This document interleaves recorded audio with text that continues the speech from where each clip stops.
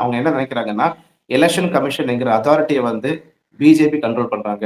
Election கமிஷன்ங்கிற அத்தாரிட்டிய BJP control பண்றதுனால, இந்த special intelligence revision வந்து கரெக்ட்டா நடக்காதுங்கிறத அவங்க நினைக்கிறாங்க. நீ ஒரு விஷயத்த நல்லா பார்த்து பாரு. நீ நீ ஆல்ரெடி சொன்ன. பீகார்ல வந்து கிட்டத்தட்ட 45,00,000 வோட்டர்ஸ் வந்து அவங்க இன்எலிஜிபிள் ஆயிருக்காங்கன்னு நீ சொன்ன இல்லையா? So 47 45,00,000 45 lakhs approximately voters ineligible ஆயிருக்காங்கன்னா, ஒரு ஒரு கான்ஸ்டிட்யூயன்சில வந்து ஒரு நபர் ஜெயிக்கிறாருன்னா, அவருடைய செகண்ட் பிளேஸ்ல வருவாங்க இல்லையா? அந்த நபருக்கும் ஃபர்ஸ்ட் வரக்கூடிய நபருக்கும் வோட்டிங் வந்து எவ்வளவு டிஃபரன்ஸ் இருக்கும்? அப்ராக்ஸிமேட்லி 2 லேக்ஸ் தானே இருக்கும். 2 லேக்ஸ் 3 லேக்ஸ் இல்லையா? இது சம்டைம்ஸ் 50,000 கூட இருக்கிறதுக்கு வாய்ப்பு இருக்கு. ரொம்ப 50,000 இருக்கலாம். சோ கிட்டத்தட்ட 38 மாவட்டங்களையும் பார்க்கும்போது ஒரு 38,00,000 வோட்டர்ஸ் டிஃபரன்ஸ் வரும் இல்லையா? Approximately difference. இதையும் அந்த வோட்டர்ஸ் டிஃபரன்ஸையும் இந்த இன்எலிஜிபிள் வோட்டர்ஸையும் கம்பேர் பண்ணி பாரு. இன்எலிஜிபிள் வோட்டர்ஸ் வந்து 45 லேக்ஸ்.